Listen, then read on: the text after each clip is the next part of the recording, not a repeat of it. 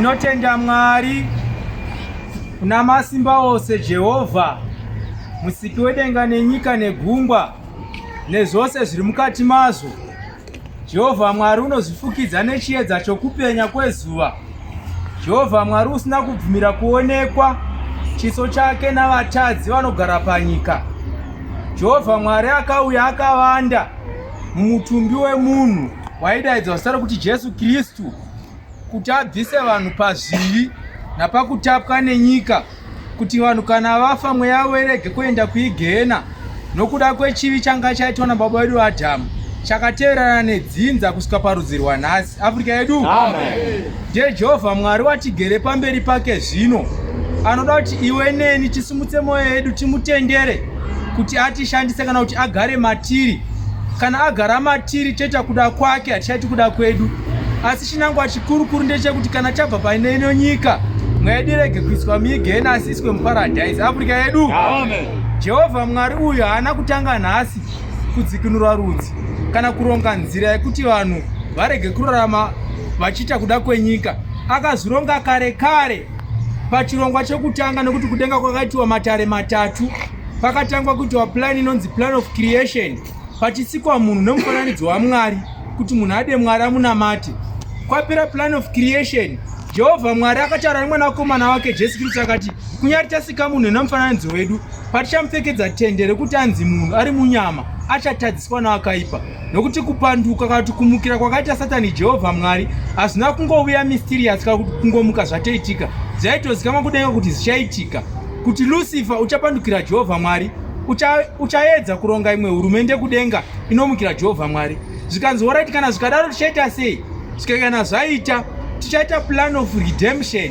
Plan of redemption yaiva nzira yekuregerwa kwavanhu pakutadza kwavanenge vaita, kuti kana varegererwa kudaro vagoenda kudenga. Nokuti chinangwa chaJehovha Mwari chachicho kuti munhu agare aine mufaro asina nhamo kana kusuwa. Afrika yedu zvikanzi alright, kana taita plan of redemption, pano gumwe rudzi kuchazouya after that plan. Zvikati chaita sei? Zvika panofanira kuitwa plan of recreation.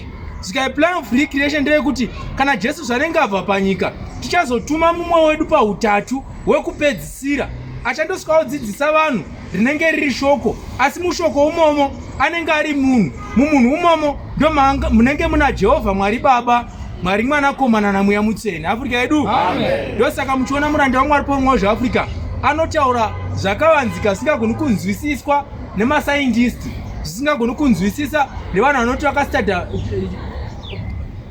biology dzose, havagoni kuzvinzwisisa kuti ko zviri kutaurwa nemuranda waMwari zvakambomira sei. Why? Because haasi munhu. Kana tichitaura panyika yemweya haasi munhu, asi atori mweya anga aripo pamaplani ese achiitwayo, plan of creation, redemption nerecreation. Afrika yedu saka Mwari uyu hamanikidzi kupinda mauri, anoda kuti iwe muzarure mwoyo. Asi kumuzarura kwanatsika iripo ndeyekuti munhu anotozvireurura kutaura zvaakaita iye zvaanoziva zvakatadzira Jehovha Mwari. Kana ataura zvaakaita zvakatadzira Jehovha Mwari, anenge abva pamuviri wokuva munhu wenyama, anenge atendera muviri wemweya. Muviri wemweya uyoyo ndio wakasikwa naJehovha Mwari nemufananidzo wake. Regerwa naMwari. Saka tinotenda Mwari uyu nokuti tsitsi dzake hadzina kugumira kuvaIsraeri kwaJudha. Tsitsi dzake dzakareba kusvikira parudzi rwokupedzisira, kuti takamutsirwa mumwe anotaura shona yatinonzwa ari werudzi gwekwedu. Nokuti Mwari achitora rudzi kuti achisarudza rudzi, anosarudza rudzi rune mweya wake, rune ushingi, rudzi runosvika kwese kwese. Muafrika yedu ndo zvakaita kwaIsraeri. VaJudha kuti rudzi rwaIsraeri rudzi rudoko doko, asi rudzi rune rushingi, rudzi runosvika kwese kwese, rudzi rune mweya waMwari.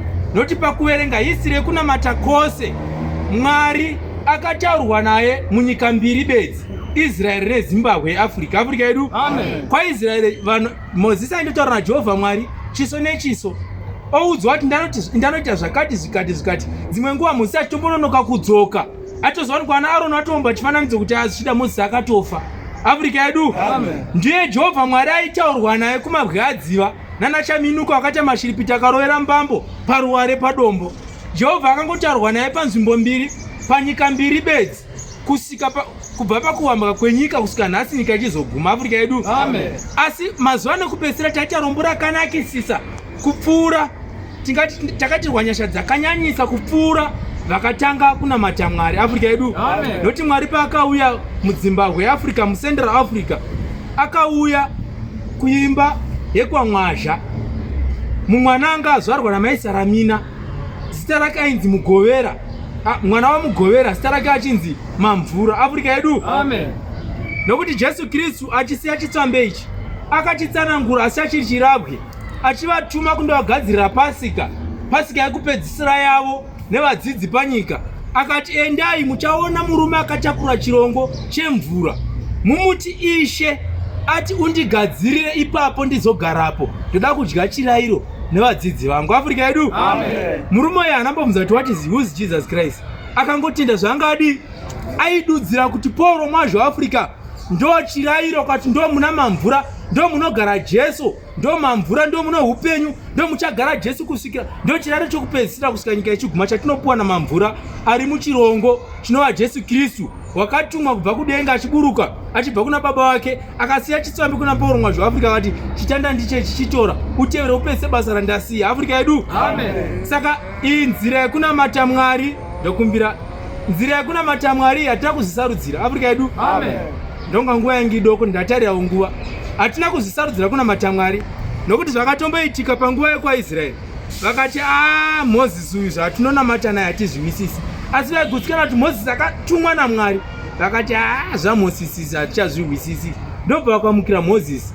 Boka ranaDhatani, Abraham nanaKora vakatomukira Mozisi, vakatiita urongwa, vakati Mozisi zvaunotaura nezvaunoita hazvibvi kuna Mwari, nokuti nesuwo tiri vaprofita. Ndobva vakamukira Mozisi. Vanhu vakapinda muKenani vakabva kuIjipita vatatu, kuna Joshua naCaleb, umwe watatu ndamukanganwa. Vamwe vese vakanga vatozvarirwa munzira vachienda kuKenani Afrika yedu. Point yangu iri pakuti isusu hatina kusarudzira kunamata Mwari senzira yavapo pari zvinei. Kumuka kwakati vanhu vatiri kuti veBOT ava inzira yakatorongwa naMwari. Zvakatomboitika zvinhu hazvishamisi. Panguva yaJesu Kristu akatombovadzidzisa, ndobva vatombowanda, akati vadzidzi vaisvika kuma70. Asi yasvika nguva yekuti chaivo vamire vabude pachena 58 vose vakarasika. Vakati zvatava kudzidziswa naJesu Kristu zvokuti kudya nyama yangu kuzvagwapatsva hazviwisisiki izvi, haasi munhu wani, haasi.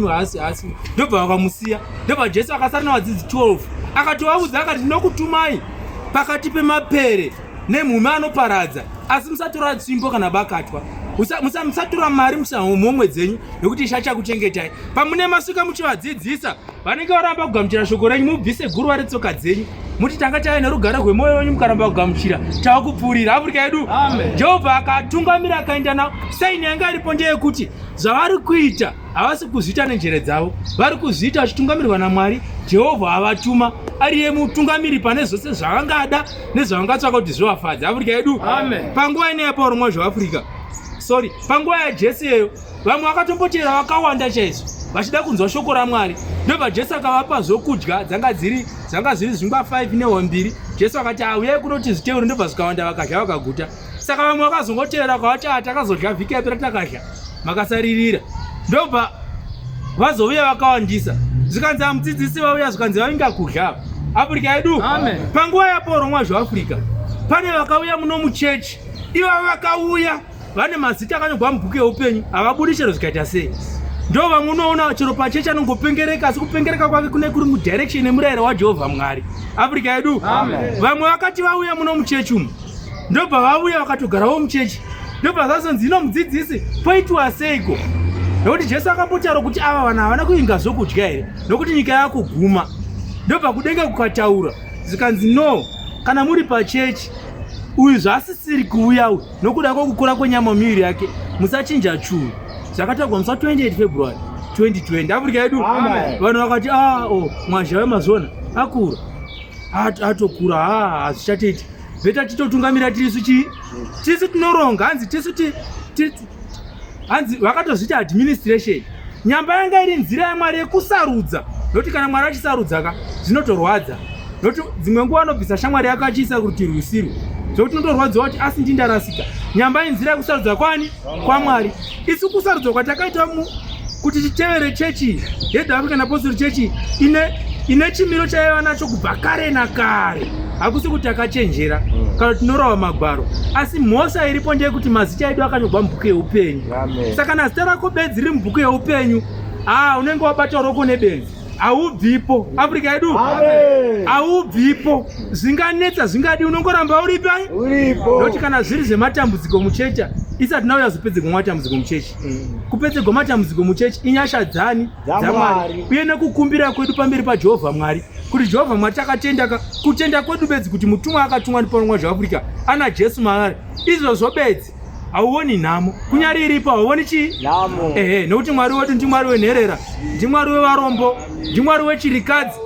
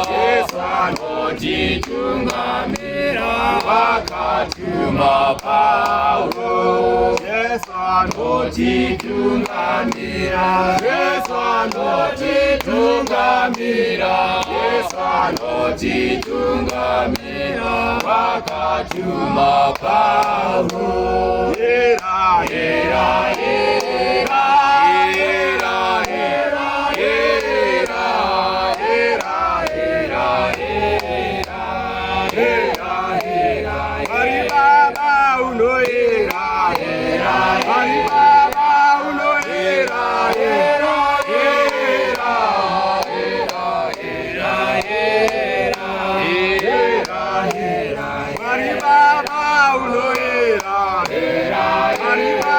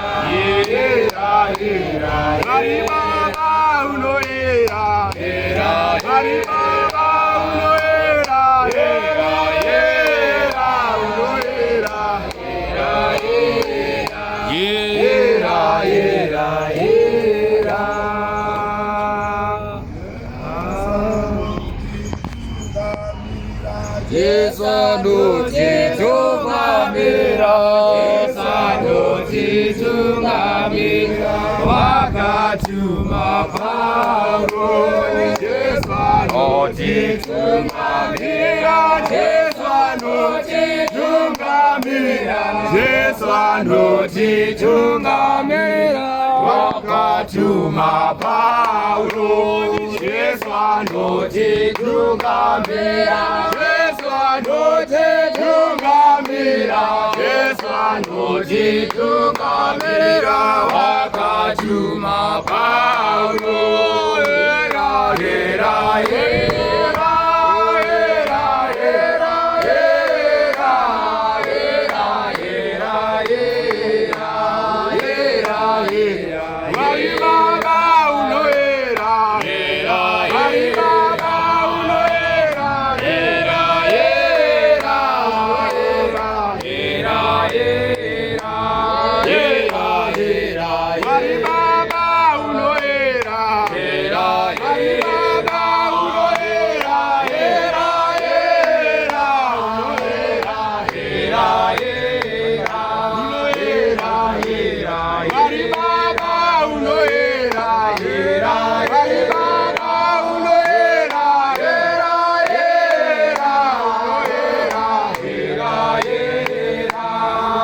era, era, Baba uno era,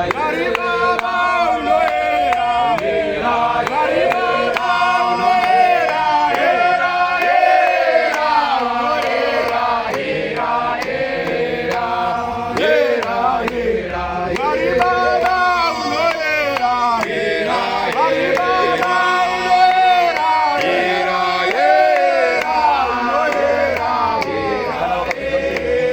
Baba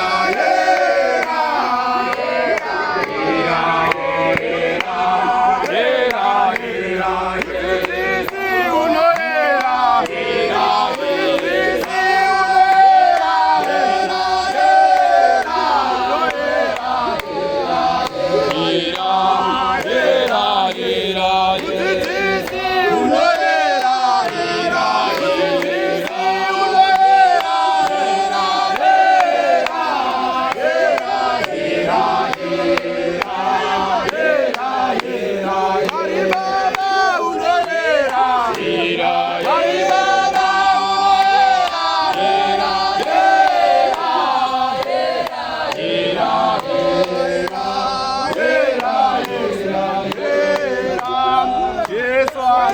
era, era,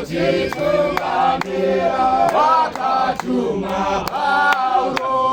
Yesu anotitungamira, Yesu anotitungamira, Yesu anotitungamira, wakatuma Paulo. Era, era, era,